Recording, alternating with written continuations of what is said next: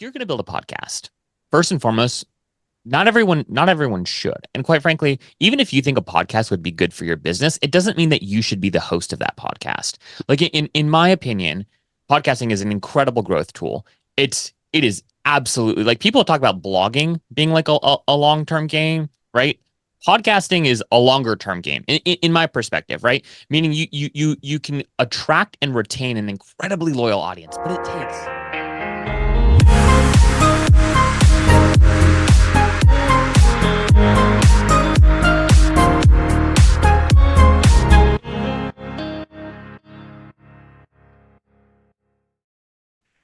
Thank you for joining us for another episode of the Real Estate Law Podcast. Jason Muth here with Pride Away Stays and Straightforward Short-Term Rentals. Our resident attorney is here, Rory Gill. Rory, how are you enjoying this snow day that we're having today that never happened? It's not much of a snow day. It's not much of a snow winter for that matter, but No. not to date the podcast. It's, we have some flurries outside and that means we're all at home with a snow day. Yeah, we don't have any flurries today. I can't wait to get into some technical issues that we've had today, with our guests who I've wanted to get on this podcast for many, many months. I first reached out to him back in August of last year, I believe it was, when we joined hospitality.fm, which is our amazing podcast network led by the one and only Will Slickers. And I saw Will last week at the conference, which, Zach, you were not at, unfortunately, but I did hear some of your recap episode, which actually featured Will. But this is Zach. Zach, say your last name for us. It's Busekrus. Did I get that right? Busekrus. Yeah, Busekrus. like a booze cruise with an extra Z in there. But yeah, you got close. You got close, which is more than most people do. What an amazing name that has been bestowed upon you. That's great. Zach hosts Behind the Stays, which is an amazing podcast. Some of the guests that he's had on just floor me as to how you've gotten them. So that is definitely a question I'm going to ask you about later. He also runs Sponstayneous. Did I get that right? You got it right. It is also a mouthful. That one is a tongue twister. I had to practice one a couple times. But I reached out to Zach last year, as I mentioned, because I found some of his videos, which we're going to get into in this podcast, and they are so top-notch, the ones he's posted on YouTube. And I couldn't believe this guy was associated with us as being part of hospitality.fm. So we've been communicating a little bit on LinkedIn. We haven't met in person yet. I was hoping that you'd be at the conference last week, but you weren't there. And yeah, we had to reschedule a couple times. So, I really appreciate your coming on the podcast, Zach. Well, I just want to first and foremost thank you both for the invitation. And I know the reschedules were all on my part, and it's been a crazy last few months. So I'm just thankful that you guys still wanted to chat with me, even though I typically have like hey, cancel on me once, fine. Cancel on me twice, yeah, you're out, you're right. But you guys were gracious enough to give me a third opportunity. So hopefully we can bring the heat. Hopefully we can have a good conversation, give people some ideas, share some great stories, and make sure that this was worth everyone's time. Wait, did you cancel on us twice? Did you? I think I did. Yeah. Oh, Not cancel. I mean, it was a reschedule both times, yeah. but yeah, I did have to, I think, bail twice. So, Zach is an experienced podcast host. How many episodes into Behind the Stays are you? I think we just published or so? 172. Yeah. So we're around the same number also with Real Estate Law Podcast right now. And, I don't know if you remember when you first started out as a podcaster, the question was like, where do I find guests? Right. That was one thing that I thought of early on. And, thankfully we're so blessed that a lot of times the guests come to us, we mix it in with invitations like this, where we intentionally speak to somebody who, we really want to have on the podcast. And we're trying to get a little bit more of that, but the path of least resistance for us is just, put yourself out there and the guests will come to us. I have that same policy about cancellations because, if a guest cancels on us, I kind of don't care because I just move on to the next guest, right? Yeah. And that happened recently and we're like, all right, this one. But Rory, when we first started this podcast, I think the very first guest we had didn't show up by accident. Remember that? Yep. And we were afraid that something was wrong with us, something was wrong with our system, something was, making them run away. But it turns out it was just an innocent error on that particular guest part. And we had her back and she was wonderful. But that was, we were a little nervous if that's how we started. Right. We thought that guests were just going to bail all the time. And we've had so much gratitude with our guests. I mean, we've spoken with well over 100 people, and man, the amount of times we get a no-show is just minuscule, single digit, if that. Yeah. No, 100%. And, I feel like podcasting is this funny thing. And this is one of the things I've shared with folks in my network who have been like, hey, like, should I start a podcast? Like, why should I start a podcast? Aren't there too many podcasts, right? I think podcasting is like the best networking tool that there is, right? Like I can go and try to get a coffee, try to get a Zoom chat, right, with anybody in the industry. And 9 times out of 10, they're going to say no because they're busy. Like, somebody that's, interesting to me and somebody that, I like to talk to. But if you invite that same person to spend that same amount of time with you, right, but on a podcast, they say yes 9 out of 10 times, right? And it's just like this like funny, crazy dynamic that like people, I don't know what it says about us as humans that we're willing to talk to people if other people are going to then hear our conversation, right? And then we might not be willing to talk to that same person if it was just kind of a one-on-one Zoom chat. But anyways, I think it's a phenomenal networking tool. And to your point, it is remarkable how few cancellations there actually are. And I think the medium is just very well respected by people, which I appreciate. Yeah. How did you feel early on with your podcast, like those first couple episodes that nobody listened to? Because you probably, I mean, you're everyone does the same thing, right? You do a few episodes, you have all the great intention of the world, putting out this great podcast with a certain topic, and you start to kind of open it up with guests, or you're talking to your co-host or anything, and then a few episodes in, you're like, is anyone really even listening to this? And then 90% of podcasters stop, right? They say, I'm done. Nobody is really listening to this. This isn't worth my time. Things come up, things get rescheduled. Next thing you know, you're just in the podcast graveyard, like lots of podcasts are. But how did you make it over that hump where it is where you knew that you were on the pathway to where you are today with Behind the Stays? Yeah, so I feel like I had a little bit of an advantage here because I actually started a different podcast in a totally different industry. The podcast was called the Enrollify Podcast, and it was in higher education. So I'm a growth marketer by trade. I spent a lot of time working at an agency in this space that pretty much exclusively worked with higher education institutions. We'd help with all their branding, all of their enrollment marketing campaigns, et cetera. And I saw this opportunity to that I think a lot of people saw, right? Which was like, hey, media and creating like in-house media is the way to market, right? If you build really great content and you can organically attract your right customers, this is kind of like a nod to inbound and content marketing, right? But even more so, I feel like media, like building sort of like a little media empire is the new like inbound marketing. What inbound marketing was in 2012, 2013, 2014, 2015, building a media entity is today. So anyways, I saw this opportunity and worked with my CEO at the time, who I was really good friends with, and ended up launching this podcast. We ended up building it into a small media company in and of itself. And then we were able to sell it to a CRM company in the space just this last October. So all that is to say is I got to start podcasting actually back in 2019. And I think our first episode published like January of 2019 on that show. And so I went through the motions of being like, there's nobody listening to this. Like, why am I doing this? Like, I remember being so excited when like 10 people like listened to it. And then it was like 50. I was like, oh my gosh, 50 people listen this week. And it was just this like huge moment. And I don't think that happened until like episode like 10 or 12 or something for that particular show. And anyways, we ended up growing that show into a full-fledged network of shows, and again, then sold that. So all that is to say is when I started Behind the Stays, I knew it was going to take a while before anyone would pay attention, right? So, and I had listened to some other podcasts in this space, some great podcasts in the space, many of which are part of the Hospitality FM network now. And I knew like it was going to take a while to punch at that level, and so I think my expectations were just tempered, quite frankly. And I did want to see growth, obviously, as we all do. And so I had heard somebody say at one point, like, "Hey, initially podcasts, people listen to podcasts because of the guests that you bring in, right? But then people stay listening to your podcast because of you, like because of the host." And so that sort of like framework, I was like, okay, if I can just attract enough interesting people, because I'm not interesting in this space right now, nobody knows who I am. If I just get enough interesting people in. And then if I, am interesting, at least somewhat, they might come back for that second or third, that third episode. And then if I remain interesting enough to listen to at least, they'll eventually stick around and they'll eventually grow to trust me. So anyways, that was like the rough framework that I used to keep me motivated when, again, 5, 10, 15 people were listening to the podcast at the time. So if the podcast is kind of the, the cornerstone of inbound marketing and a good inbound marketing effort, what advice do you have to people for people who want to take that and actually convert it into business? Yeah. Oh gosh, that's a good question.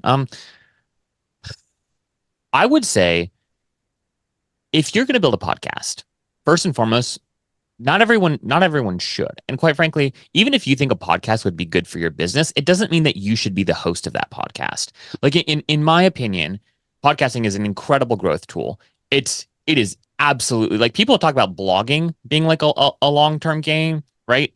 Podcasting is a longer term game in my perspective, right? Meaning you can attract and retain an incredibly loyal audience, but it takes so much time and it takes so much. You guys know this, right? Like it takes prep. You have to be on. Like my son last night, right? He woke up 5 times in the night. I've been up since 3 a.m. I'm exhausted. But if I showed up to this conversation like I actually feel right now, everybody would be having a pissy time, right? And it wouldn't be good for anybody. So like you kind of there's an element of like needing to like be on, right, all the time. So just because you think a podcast could work for your business, a podcast might work for your business, right? I think first and foremost, you have to say who's the right host for this podcast. And I'd argue to say that most of the time it's not actually the CEO of the company. A lot of CEOs want to have podcasts because it's kind of like the cool, like, hip thing to do, I guess. But unless you like having conversations, unless you're really, really, really, really good at chatting with people, unless you're really good at listening, quite frankly, you're not going to be a good podcast host. So it's first and foremost, you got to find the right host. And then in terms of converting listeners or audience into customers, what I would say is the best game, the best long-term game is don't ever talk about your product. And I know that sounds crazy to people, but the minute you start talking about your product, and I hear people do this on podcasts I listen to all the time, they think they're being sneaky by like inserting something like, yeah, I mean, yeah. And so like, it's really interesting. Like, that's why we built this tool, to solve that, to solve that problem, Rory, that you just mentioned. Right. And they think they're being subtle, but any savvy listener knows exactly what they're doing. And it feels weird. It feels uncomfortable. And in fact, I actually lose respect for people that do that. So I don't have a great answer to your question, in short, Rory, other than it's an incredible strategy for building your credibility as a voice worth listening to in an industry. And if that is your objective, right, and people buy from people that they trust, if that is your objective, that will happen, and that will happen over time. But don't pitch your product on your podcast. Don't pitch your product on your podcast. Credibility is so important here, not just in the podcast, but speaking about the STR Wealth Conference, for example, which was in Nashville. This is the third one they've had. I was there for the second year in a row, and I heard part of your recap. Will was talking about some of the sponsors that part of their sponsorship is they can get on stage and talk about whatever they want. And I totally concur with what he said. The people that actually gave value in their speeches, even though it was kind of a paid slot, those were the better speakers that were from the vendor floor, and the vendors that were on stage just kind of talking about pitching their stuff. It's the same thing as being on a podcast. Like when we hear from people that want to be on, usually they have an agenda, right? But this is no different from going on the Late Show, with Stephen Colbert. You don't just show up on the Late Show. Like, you have a movie to pitch, right? You have something that you're presenting. The musical artists usually have a new album coming out, right? So that's the understanding, is that they have something new to talk about. Yeah. So I think it's okay to talk about your product, whatever your product is, but we should shroud it with lots of content and lots of value. Like, talking to you, we haven't even talked about Sponstayneous just yet, but we will in a second. You're giving a really good glimpse behind the scenes of Behind the Stays, for example. You're a new dad. I mean, I think I saw your son on one of your social medias. How old is he? About a 1? Is that right? Yeah. He's like 13. Yeah. 13, 14 months. Yeah. We've been there. Rory is probably has a little almost 5-year-old running around to his right now because they called school off today for a snowstorm that never happened. So we're like, all right, what do we do now? We'll just have to entertain her. But she has appeared on this podcast many times, during situations like this. Your son probably will at some point. And, you gave us, if you're watching this episode, you see Zach in this really fancy podcast studio, which happens to be what? It happens to be the closet in my son's now room. So when my son was born, I lost my office, and was able to negotiate keeping the closet so I could podcast somewhere. Yeah. That's awesome. All right, so let's move on to the video component of behind the stage. I don't know if you have a different name for what I found online, but the very first exposure I had to you, Zach, Yeah. I was watching the episode you did with Sam Parr Mm, from My First Million yeah. and The Hustle, and I've been a huge fan of his and the newsletter since it came out. Like I don't know, like when The Hustle sold lifetime subscriptions years ago, I signed up for one of them. So I just keep Wow. getting that. And there was another newsletter that they just sunsetted because they were purchased by HubSpot. But first of all, how did that episode come about with Sam? Because Mm, like I thought it was super cool that you were talking to him at a property that I think it was his property. He was planning on building an Airbnb business out, which he didn't do. He did something else instead. But then yeah. you kind of parlayed that into a couple of the really, really, really well produced uh, video episodes online. Yeah. Yeah. Well, I mean, first and foremost, thank you. Yeah. So the Sam Parr story is kind of a funny one. And actually, I'll tell a story on this podcast that I don't think I've told anybody else. And just because I'm remembering for the first time. So how it started was I've been a huge fan of My First Million and The Hustle for a long time as well, right? And I remember when I joined Trends, which was their like private, like paid community, right? That they had, and I think that they actually still do have Trends, even though HubSpot now owns them. And I in trends, I loved connecting with people, and I started connecting with lots of folks. I'd bounce ideas off of them, and it was like a Facebook group. Is really what trends was. It was like a paid private Facebook group of people that liked to build things, young entrepreneurs. So when the idea for Sponstayneous first came about, my wife and I like lived full time on Airbnb for about 18 months during COVID. So we just hopped around to new Airbnbs and we booked them very last minute because we had no itinerary. Like, and we were driving everywhere. It was all like domestic, and it was just the two of us at the time, so it was easier to do. We left our apartment in DC, and we were both working remotely full time. A lot of people did similar things. But what we found is like if we could be really flexible with when and where we went, we could score incredibly like amazing deals at very last minute. We're talking about 50, 60, 70% in some cases off of like the normal like nightly rates of these places. And we started thinking, hey, there's got to be like people that would want to know that these deals exist. Like if you have flexibility, like why isn't there a Scott's cheap flights for Airbnbs was sort of like our thinking. And so we spun up a landing page and sent it out to the internet to see if anyone would care about it. And Sam Parr found that. So I posted it. I posted it in Trends. Sam Parr saw that post in Trends. He shared it on his Twitter. And like that's how we got like our first 500 subscribers to the newsletter. Right. So that's how that connection was initially made. And then Sam Parr and his co-host, Sean Puri, talked about Sponstayneous on their podcast, My First Million. And, we got another, boost in subscribers there. And so Sam knew a little bit of me, I guess. I to be frank, I don't even think he remembered who I was. But I sent him a cold email. He is like the master of cold emails. He talks a lot about copywriting. So I basically just like use all of the hacks that he says to use on people. And I sent him a cold email and I said, hey, this is who I am. You've talked about me on this episode. This is, the tweet that you sent out about my newsletter. I want to do this new thing where I want to document you as you build this Airbnb business because that's what his objective was. His wife also works at Airbnb. So that was the goal. And he responded and he said, yeah, come out. And so we flew out and we met him at his ranch in Fredericksburg, Texas, a couple hours outside of 90 minutes or so outside of Austin.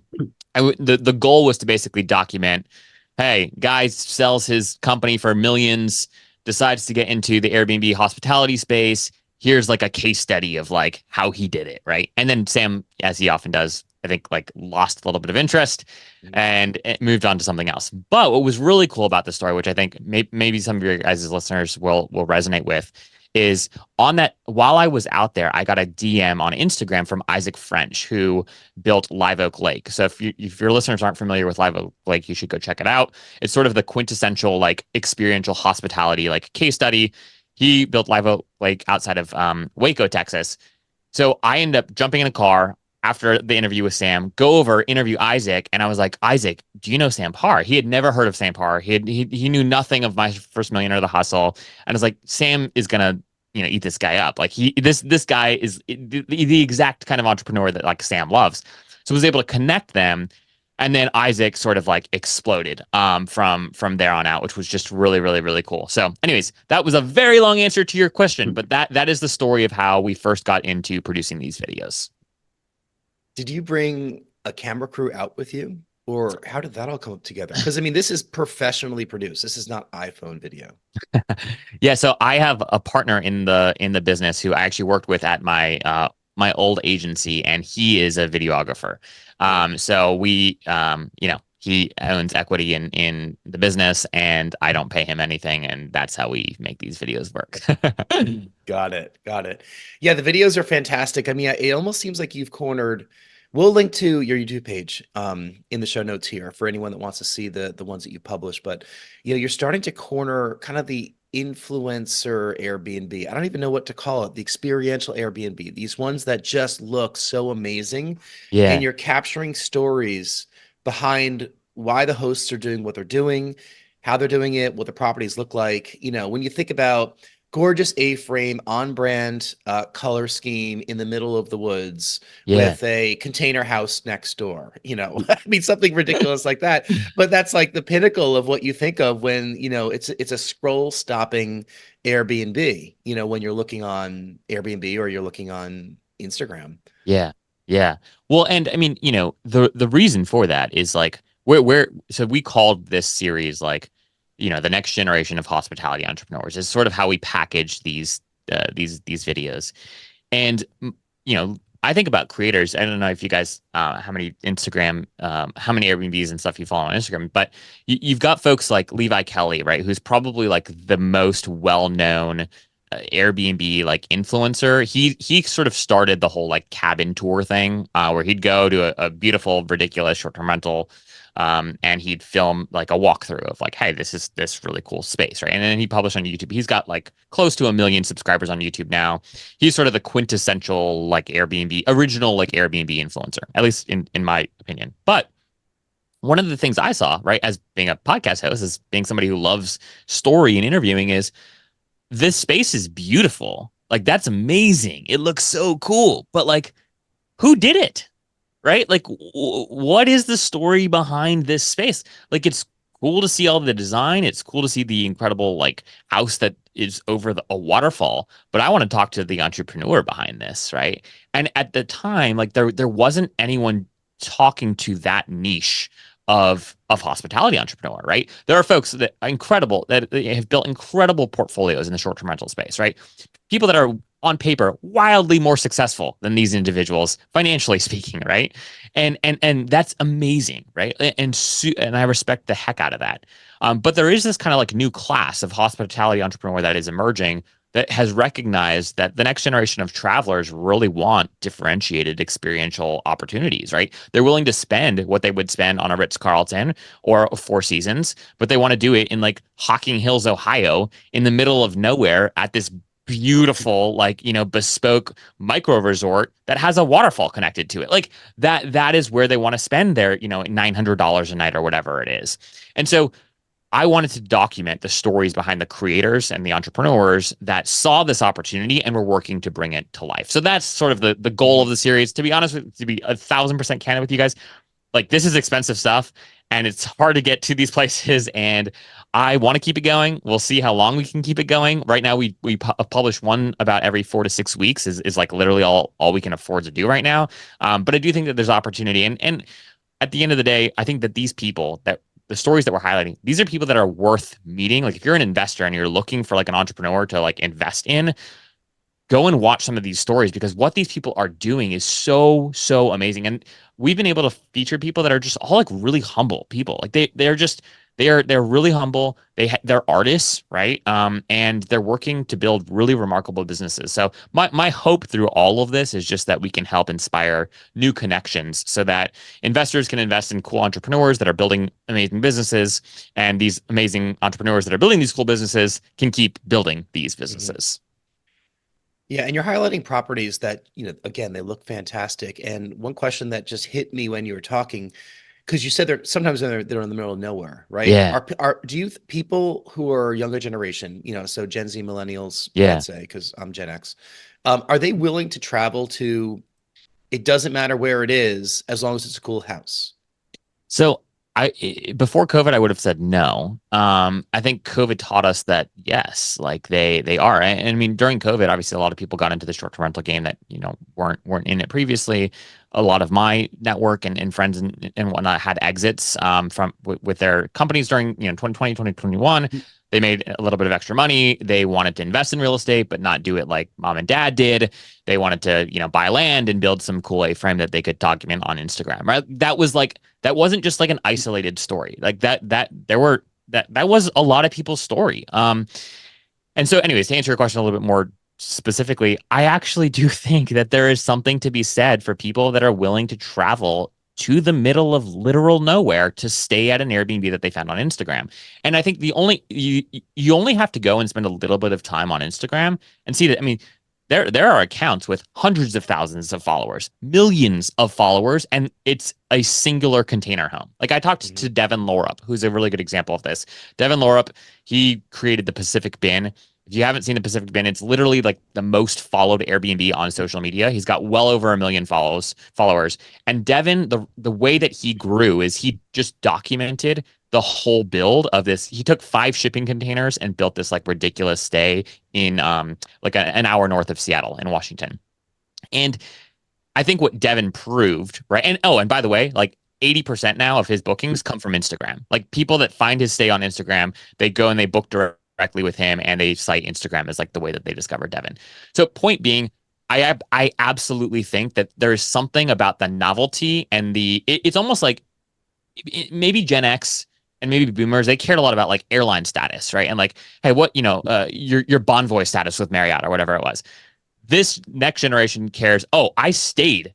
Oh, that Instagram, that A-frame that you follow on Instagram? Yeah. I stayed there. Like, here's my photo, right? And that is like, that holds the same clout as, having gold status on like, United might have. So I do think that there's this like transition happening. To be frank, do I think at the end of the day, it matters more than the location? No. I for the vast majority of travelers, no. But if I was building something from the ground up today, I would absolutely go find a piece of land 2 hours outside of a major metropolitan area, and I'd build something unique there over trying to acquire or build or buy whatever it is 5 to 7 units in a city. Like that is the playbook that I would follow today. Hey, Rory, I think Zach is status shaming me and my generation because yes, we were very into our status. I actually used to write a blog. It's still out there called Platinum Elite. Oh, yeah. I'm gonna have to go find that. I didn't know what I said on it, but like it was Blogger, right? This is back in the 2000s when I was traveling for my job. Rory, I think you probably found it, right? That's when we met, like back then. Well, you showed it to me. It's not something. It's not something that I would have found out on my own. Platinum Elite. Yeah, but that was, I was platinum on Continental Airlines for like 5 or 6 years. You hold that, you walk into the airport, you got your big, like, you feel like you're like the stuff, you're walking down there, you're getting upgraded 2/3 of the time. You're like, when you're not upgraded, you're like, what do you mean I'm not upgraded? I'm platinum. Who are these people sitting in my seats? And life goes on, right? And now I just flew Southwest back from the conference, and I treated myself to $50 the day before to be able to get in boarding group A. So that's where things have changed with our priorities. Maybe it's children, maybe it's older age. You'll learn this too, Zach. I love hearing kind of your life pre-child, right? And people my age think that everyone your age is like this. Oh yeah, we worked remotely everywhere. We would just take off. We drive to wherever we want to. Yeah, nothing tying us down, right? We're always in Airbnbs. We're living this fabulous lifetime in container homes around the country. And now you have a son. Yeah. I'm sure things are now we're recording podcast in a closet. Yeah. Exactly. But yeah, Rory and I just built a house actually last year. Wow. And amazing. Rory, you can kind of attest to a little bit of that build process. Like it sounds so easy, right? But it wasn't, was it? It wasn't easy.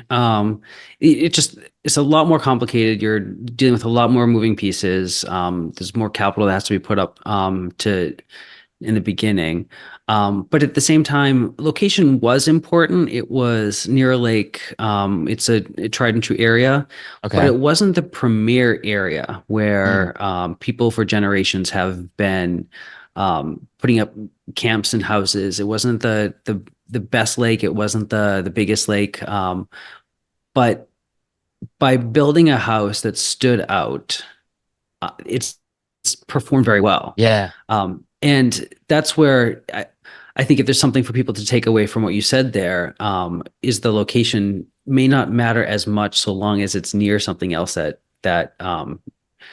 is near where people come from, Yeah. because that's where you can find that bit of land. That's where you can find that relatively inexpensive deal, Yeah. and go from there instead of trying to compete for waterfront on that premier lake. Yeah. What I would just add to that too is like I think that when people think about like does the location matter more than the house and should we get something in the city versus 2 hours outside the city, whatever it is.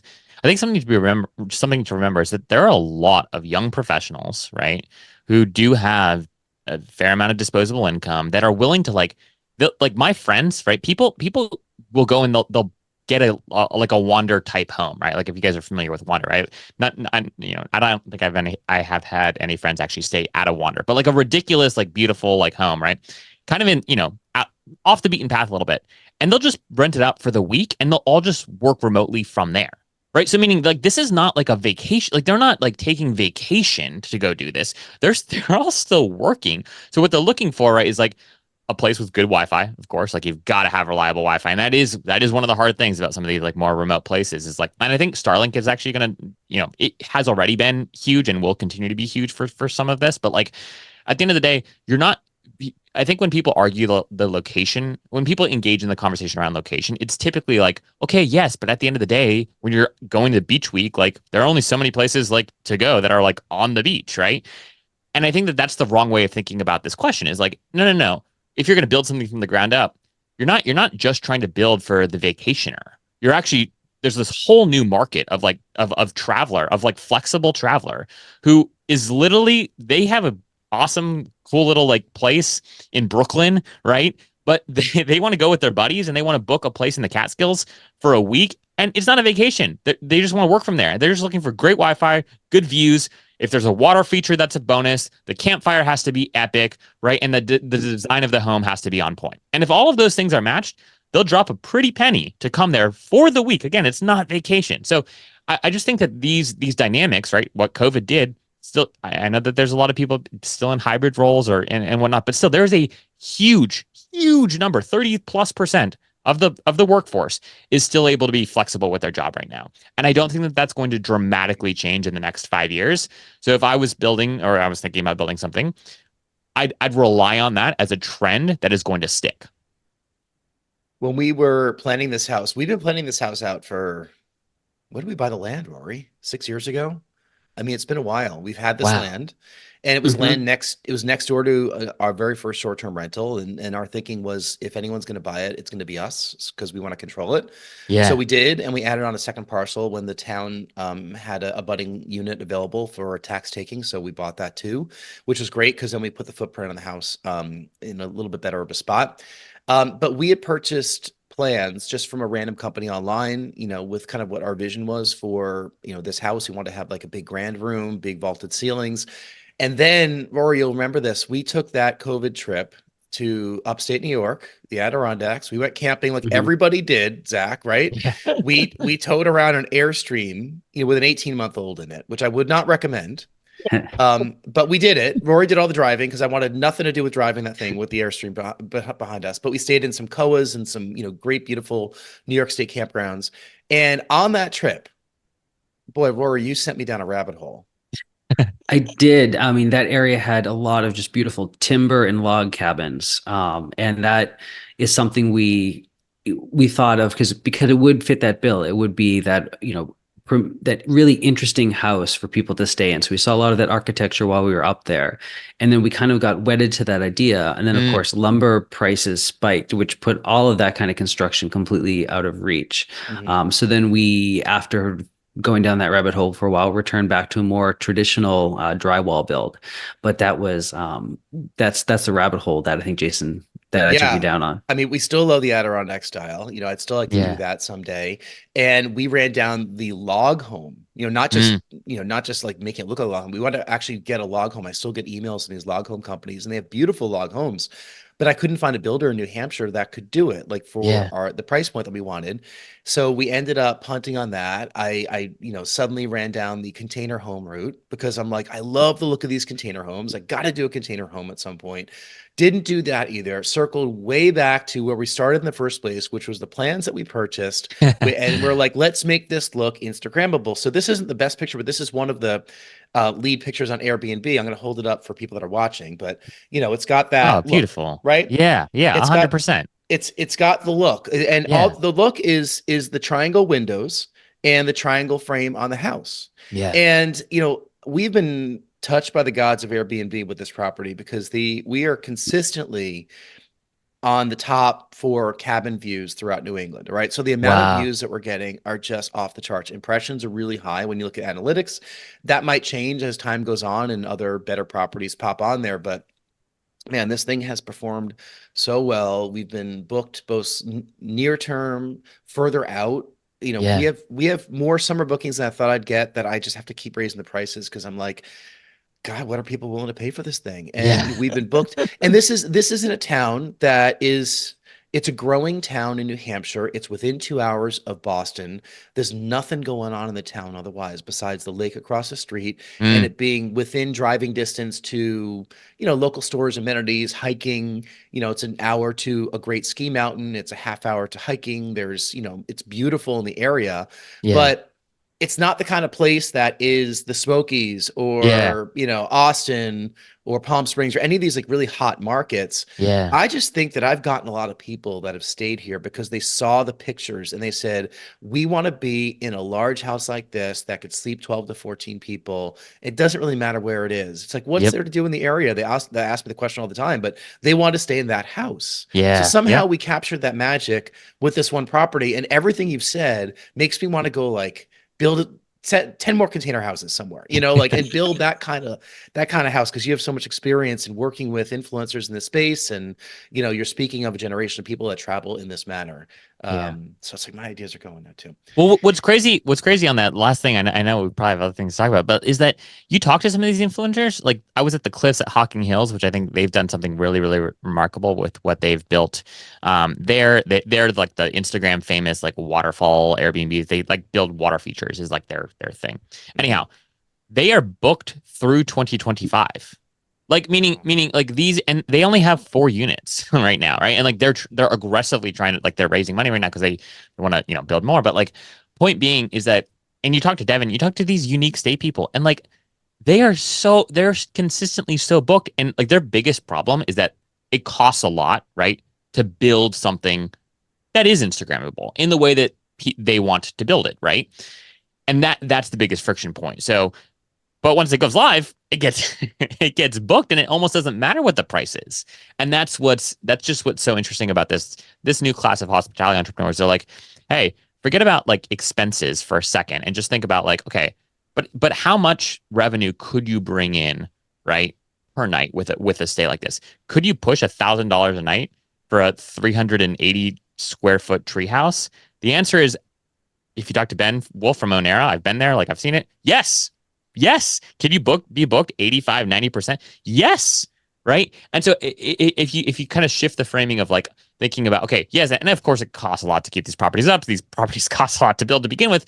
But if you slightly change your framing of like, okay, but what do we think it could do from a revenue standpoint? Then you figure out like where your costs need to be to make sure that, the margin is worth it. But so often like we approach all these things with like a cost mindset, right? An expense mindset rather than like a potential revenue mindset. So anyways, yeah, I get jazzed about this stuff. And if anyone is looking for even just like partners in the space, right? If you've got some capital and you want to go learn from some of these people, and or if you just want to invest in their projects, like, again, I have no affiliates with any of these people. This is just like, they're just remarkable. And I'd love to connect with you with them if you're interested.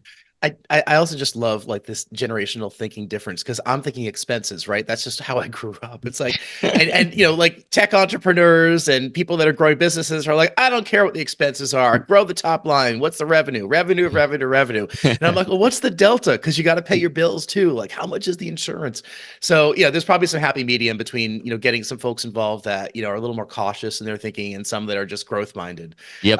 But yeah, I mean, like you just raise a lot of ideas. Everyone in this industry talks about memorable short-term rental experiences, and even the OTAs are all talking about what is the experience that they could sell to you when you're going to somewhere unique, and that's what they sell in all of their update videos. That's what they sell in their online advertising, their TV advertising. It's always like the unique experience. Actually, Vrbo has an amazing campaign happening right now, I think, where they're talking about, when you book a Vrbo, you get the whole house. Yeah. I think it's Vrbo that did this, where when you put the kid to bed, you can go downstairs and still kind of enjoy the rest of the house. Or maybe Airbnb did that. I should know, because one of those two companies actually was selling against hotels.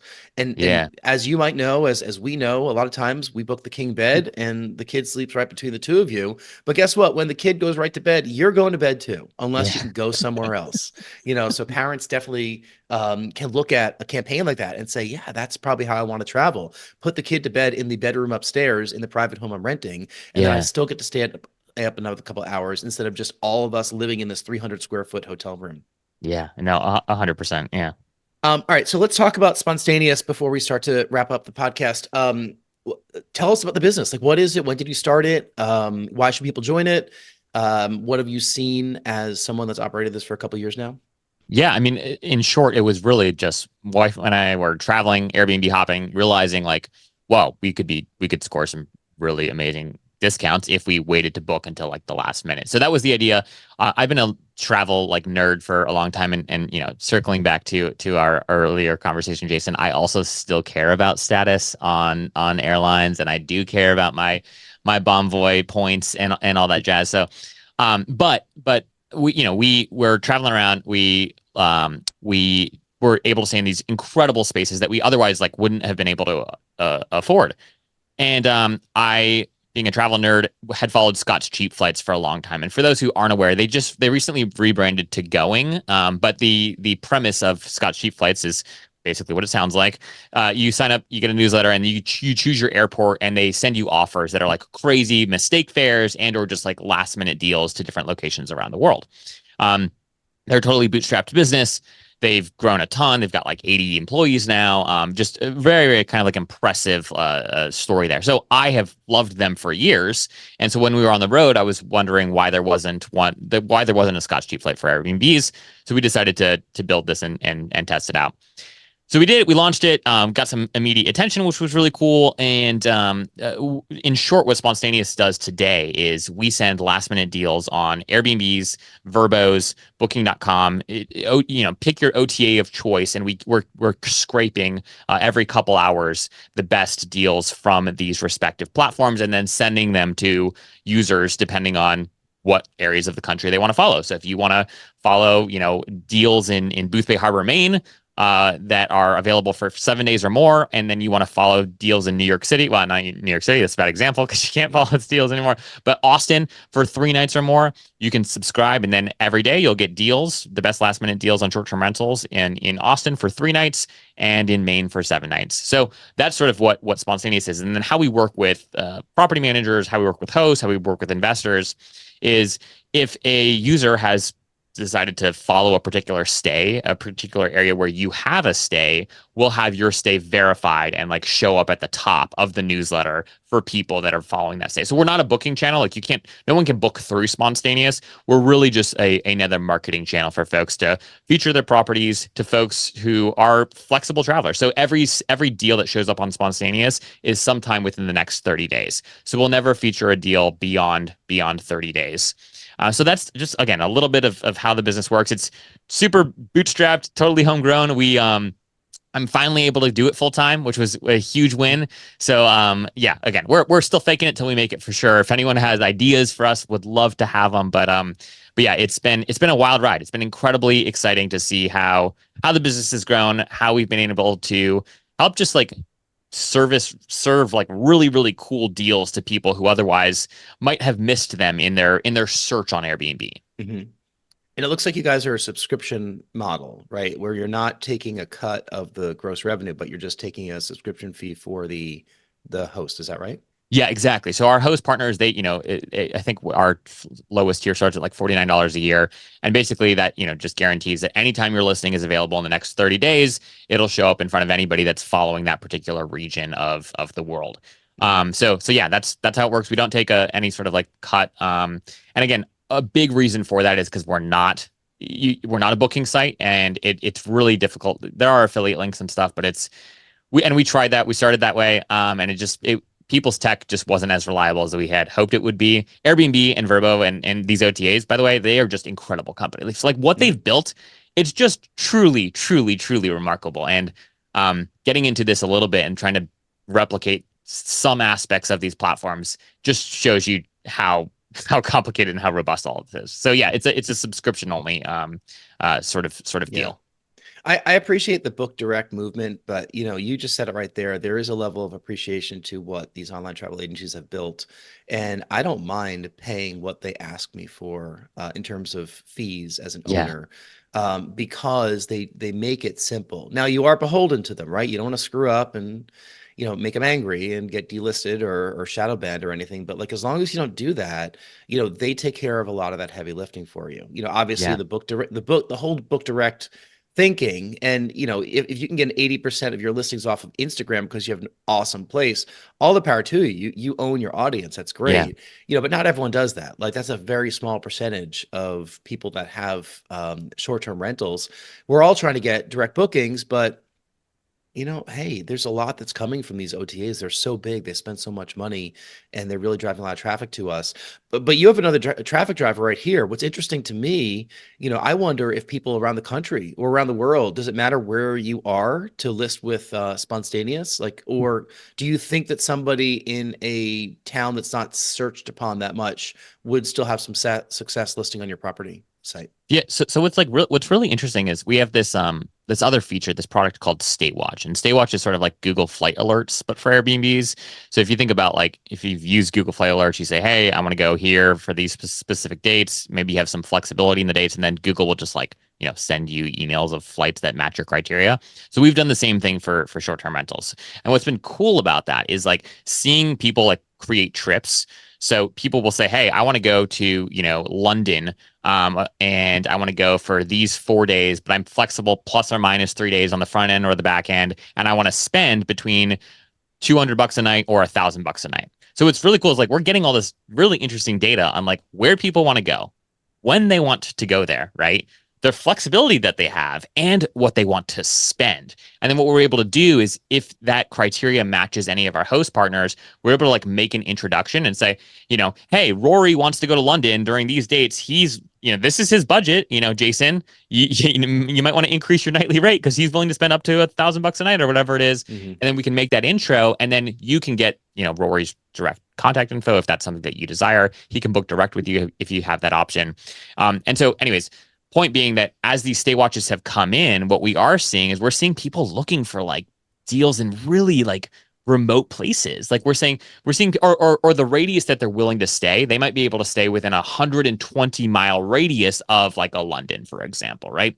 And so this data is, and again, I want to be super transparent here. We launched this product, I believe it was late fall or early fall. And, we currently have like I just looked before this chat, we have like 456 people that are actively searching for a trip right now, right? So that have created a stay watch. So these numbers are not like 40,000 by any means, right? But this intel is still really interesting in understanding where people want to go and what they want to spend. And my dream is, hey, if you want to own your customer data, I'd love to be able to leverage the power that Airbnb has, but then give you that contact information of the prospective guests. And we're able to do that for folks, which is really, really cool. But I'm right there with you, Jason. Like, personally, Airbnb offers such an incredible service for a very, very, very, very low cost. And I quite frankly just don't understand why so many people hate them on the host side. I really, really don't understand the eyeballs that your listing,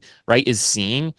You couldn't pay anything even close to what you're technically paying for that on any other platform in the world. And that's just truth, right? So anyways, I'm sort of with you there. I think that a little bit of the book direct movement is a little blown out of proportion, and most people are better off building an incredible product and then leveraging OTAs as best as they can. Yeah. Before we get to the final questions, here's our bonus question. How are you using AI to improve your business these days? And why will AI not put you out of business? Gosh, you just come right for the jugular, man.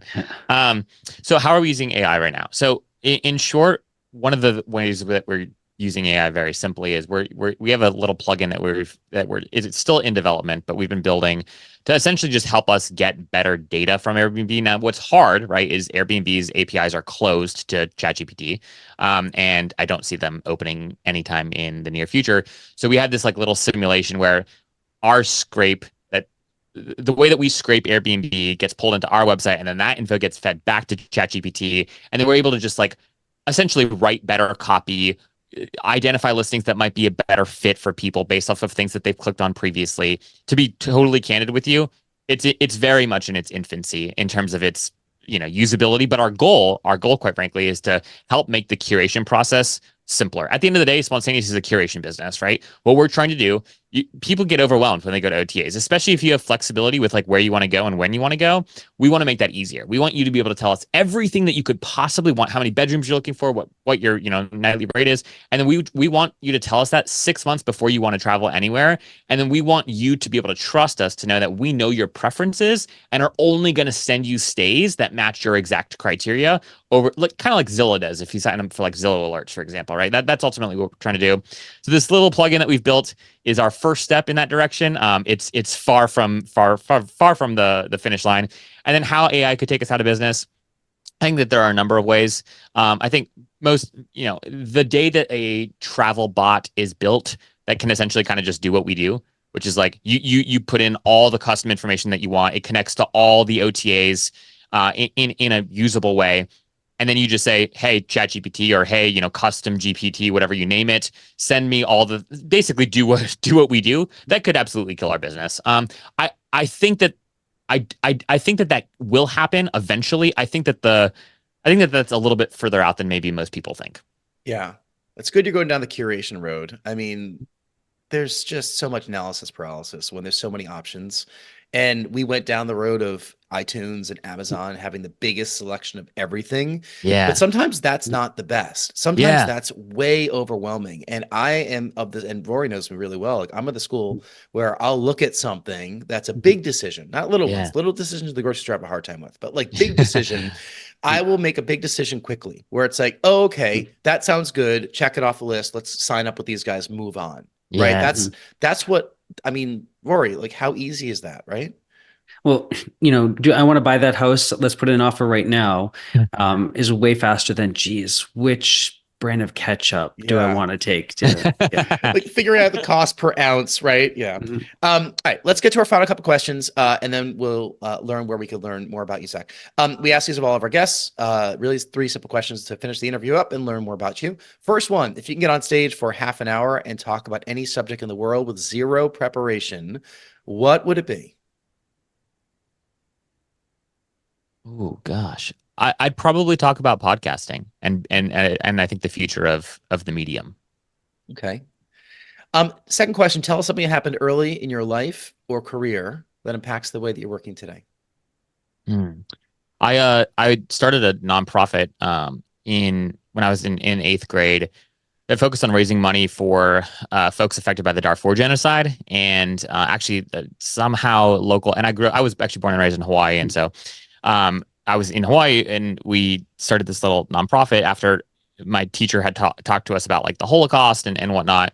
And then it was like, well, there's genocide happening right now, right? And I was like, what? And no one's doing anything about it. And my 8th grade self thought I was gonna like change the world, and so it was able to raise some money. And then actually like the founders of eBay, Pierre and his wife Pam Omidyar, they ended up like catching wind of this, and they became big supporters, and we were able to build a couple schools in actually like Western Chad. And then Disney like saw it, and someone from Disney saw it, and they did this feature for us. Anyways, that sort of like a whole little project helped tell me two things. One, I think it just built confidence in me that like, hey, if you've got an idea, just freaking like run like hell, try to make it happen. And sometimes it will. And then two, I think what it reminded me of is like at the end of the day, like, the world is a lot smaller than you think it is. And I think people and connections and networking, right? It's actually a little bit easier than you might think to get into touch with people that might quite literally help change your life. So yeah, that's a quick little story. That I think answers your question decently well. I just launched the nonprofit, to save, the crisis. I don't even know if it was an official. I don't even know if it was like an official the adults in the room like helped do everything, but I was told that like, yeah, I believe we did get our 501c3 status, but don't quote me on that. We raised a bunch of money and we were able to like, build some schools, which was cool. Rory, you did that. I mean, you were an Eagle Scout, right? At least you helped the old ladies across the street or something, right? Oh yeah, I feel a little inadequate with that story, but Zach, you buried the lead, man. That's like, that's like a whole podcast episode around that experience. Like, oh, and the eBay founders, they found us, Disney did a story about me, like Zac Efron started it. Anyway, all right. That would be a dream. Yeah. Final question. Tell us something you're listening to or watching or reading these days. Anything in the world. Gosh. You want me to be honest? Yes, it does not have to be a business book.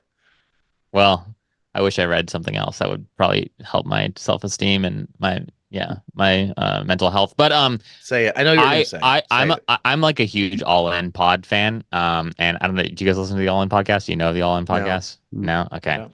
Well, I'm sure some of your listeners do. In short, it's a bunch of tech bros who talk about politics and tech and all the fun things. Jason Calacanis, who was an early investor at Uber. You have David Sachs, who was early at PayPal, who is now at Kraft. You've got Chamath Palihapitiya, who was early at Facebook. And then you've got David Friedberg, who's just like a whiz, like a science whiz. He was behind some Metro Mile insurance company, and he was actually at Monsanto for a while. Anyways, point being, what I like about their dynamic is I feel like it's a bunch of dudes talking about stuff, but their ability to engage in hard conversations well, and they kind of span the spectrum, if you will, politically. It's the closest thing to a productive conversation about hard issues that I've found. So anyways, that's been consuming a lot of my like mind share recently. Which dude sitting around talking sounds like this podcast right now. Sounds like every podcast, unfortunately, right? For better or for worse. Sometimes for worse, sometimes for better, but yeah. Rory, final thoughts for Zach. I mean, thank you. It's a good story there. And as a lot of people in the short-term rental space are kind of thinking about what comes next. It's been a difficult market. Properties are more expensive. The market in a lot of places is oversaturated. The interest rates are high. I think you've kind of laid out an idea of where to go forward, and that might be to center the listing on the house itself. Have the location be a consideration, but I think there is an opportunity there for people who either want to improve their stays to make it a memorable stay that stands out, or for people to really reimagine what a potential Airbnb property would look like. Yeah. Yeah. I mean, I would just double click on that. And then the last thing I would say is like, I think that there's a lot of younger talent in the space that is hungry, that understands what will perform well on social, that understands what the next generation of traveler wants. And you might actually be better off in the next year or two finding some of these people and, writing some checks there into funds that they're starting and or things that they're doing than you would be going and trying to do something, yourself. I again, you guys are a lot smarter at me when it comes to all this stuff. I don't currently. We have got a longer term rental. I don't actually have any short term rentals currently. So, who am I to talk? But what I do see is a lot of people that are building really cool ideas, and I think you might be better off putting a check there than you might be buying your own parcel of land, buying a den design, and trying to do something yourself. So, anyways, that's my little like hot-ish take.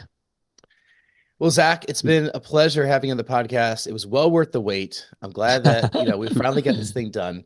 We're going to link up all of your websites and social media in the show notes. Sponstayneous is the name of the company. And Behind the Stays is your podcast. You could find that on hospitality.fm, just like you could find the Real Estate Law podcast. You can find that on all the different podcast platforms. And, we really appreciate all of your insights here. I could probably go on for a long time, and we'll have to have you back, for a check-in on your business. If you've appreciated this podcast and this conversation, we love 5-star reviews. So, right, Zach, we got to ask for the 5 stars. Always, 5-star review. Guys, they really matter. They really matter. Give the rating and give the review. It's like literally the best way to grow a podcast. Yeah, it's just a little non-monetary way you could say thank you, if you've enjoyed listening. And if you want to subscribe to this podcast and Zach's podcast, you could find links to it also on hospitality.fm. If you want to be a guest on this podcast, please go to realestatelawpodcast.com. All of our information's there. Please reach out, say hi. And on behalf of Rory and Zach, this is Jason. Thank you so much for listening. We really appreciate it, and we'll see you next time.